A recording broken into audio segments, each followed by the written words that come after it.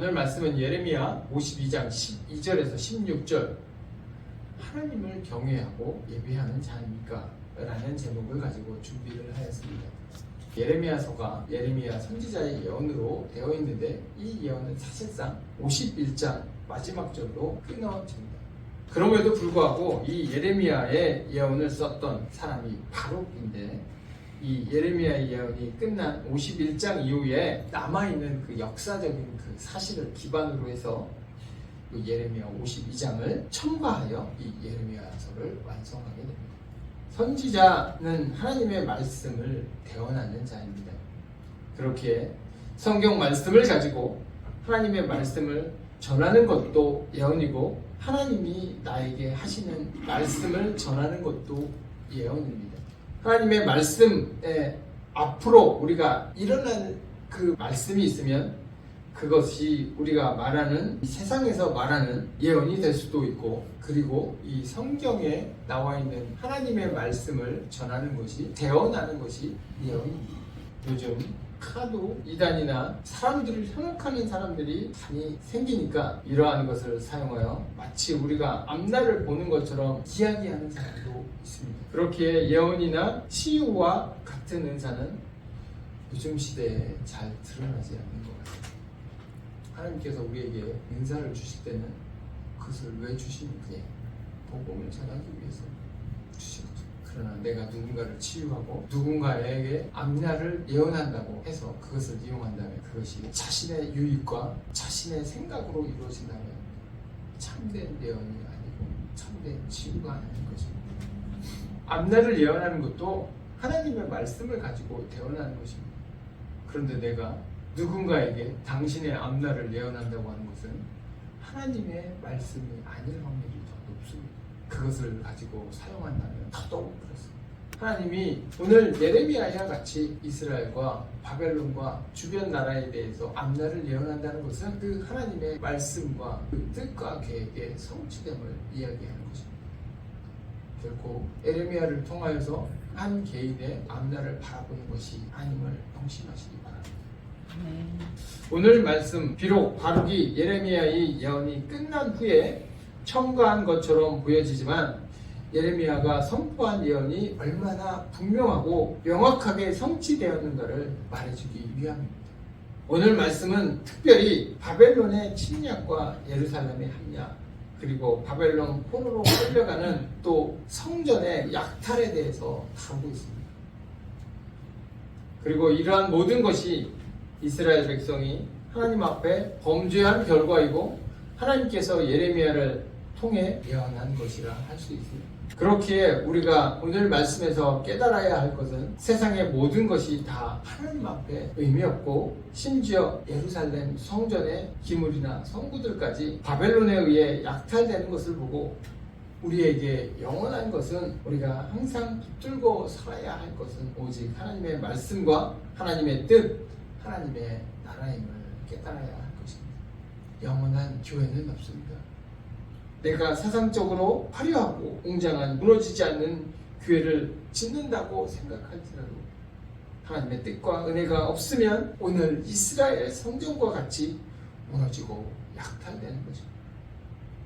세상적으로 보이는 것이 아무런 의미가 없을 수도 있다는 얘기. 우리에게 정말로 중요한 것은 하나님의 말씀이고 하나님의 뜻입니다. 오늘 말씀 13절과 14절의 말씀을 보면 바벨론 느부갈네살 왕의 어전 사령관인 느부사라다는 예루살렘의 모든 것을 불사르고 성전과 왕궁을 무너뜨렸습니다. 예루살렘 성전이 어떤 것입니까? 이 당시에 예루살렘 성전은 솔로몬에 의해서 건축되고 400년 이상 이스라엘의 삶과 신앙의 중심에 선 역할을 담당하였던 또 하나님의 은혜의 중요한 상징적인 처소이고 거룩한 장소였습니다. 그것은 하나님의 이름으로 일컬음을 받은 곳이었고 어떤 곳과도 비교할 수 없는 거룩한 곳이었습니다. 제 생각에는 하나님께서 다윗 왕 때부터 준비해서 솔로몬 때 지은 예루살렘 성전은 하나님이 살아계신 한 절대로 파괴될 수 없을 것이라고 생각하셨어요. 이스라엘 백성도 마찬가지였을 것입니다. 하나님이 살아계신다면 절대로 무너질 수 없는 성전이 예루살렘 성전. 그런데 무너지고 파괴됐습니다. 바벨론에 의해 말씀과 같이 파괴되었습니다. 우리가 하나님의 이름으로 우리의 목적을 위해 이용할 때 하나님께 함께하지 않고 멀리 떨어진다는 것입니다. 오늘 이스라엘 성전이 바벨론에 의해 무너지는 모습을 보고 가온감리교회를 생각해 보았습니다. 교회란 무엇입니까? 하나님께 예배하고 찬양하는 곳입니다. 하나님의 영광을 찬양하고 경배하는 곳입니다. 우리가 하나님께 기도하고 찬양하고 예배 드릴 때 의미가 있는 곳이라는 것입니다. 우리의 욕심과 목적을 위해 이용한다면 그곳에는 더 이상 하나님이 계시지 않는다는 것입니다. 오히려 우리가 하나님을 섬긴다고 하면서 우상을 섬기는 곳으로 전락할 수도 있는 것입니다. 우리가 하나님 앞에 온전히 서 있지 않다면 그것을 분별할 수 없고 교회가 교회답지 않을 수 있습니다. 오늘 이스라엘 백성과 같이 하나님을 섬긴다고 하면서 하나님 앞에 참된 모습을 보이지 않는 것입니다. 교회는 하나님께 참된 예배를 드려야 하는 곳이어야 합니다.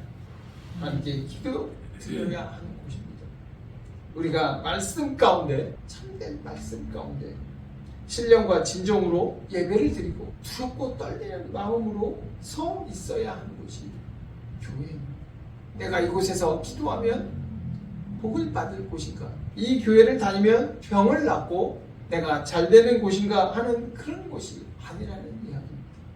오늘 이스라엘 성전이 무너지는 모습을 보시기 바랍니다. 하나님은 세상의 힘과 권력을 바라보는 이스라엘 성전에 더 이상 함께하지 않으신 것입니다. 이스라엘 성전 역시 세상의 힘으로 파괴되고 약탈당하는 것입니다. 고대로부터 중세, 근대, 현대에서도 많은 아름답고 웅장하고 큰 교회들이 있었습니다. 모두 다 하나님의 말씀을 증거하고 하나님의 영광을 위해 세워졌습니다. 그렇지만 그곳에 하나님을 향한 예배와 믿음과 열정이 없다면, 하나님을 향한 참된 복음이 없다면 그러한 교회는 모두 사라지는 것입니다. 가온감리교회 역시 마찬가지입니다. 우리가 하나님의 그 은혜로 이 교회를 세웠지만 하나님의 역사를 체험했음에도 불구하고 우리가 드리는 이 예배 가운데 하나님의 말씀 위에 서 있지 않고 세상의 것을 바라본다면, 하나님의 이름을 욕되이 한다면 하나님께서 함께하지 않으실 것이고 지켜주지 않을 것입니다. 교회는 그리스도의 몸입니다. 우리가 그리스도의 말씀 가운데 그 십자가 복음을 믿고 나아간다면 하나님께서 반드시 함께하실 것입니다. 그러나 우리가 하나님의 말씀을 이용하여 우리의 생각이나 욕심을 가지고 또 교만함을 가지고 이용한다면 하나님께서는 더 이상 함께하지 않으실 것입니다. 은혜 가운데, 말씀 가운데 서 있기를. 아멘. 예수님은 소아시아 교회들을 향하여 교회의 그 본연의 모습을 찾을 것을 요한계시록에서 말씀하십니다. 그렇게 하지 않으면 촛대를 옮기겠다고 말씀하셨습니다. 오늘날 소아시아 교회는 어떻게 됐습니까?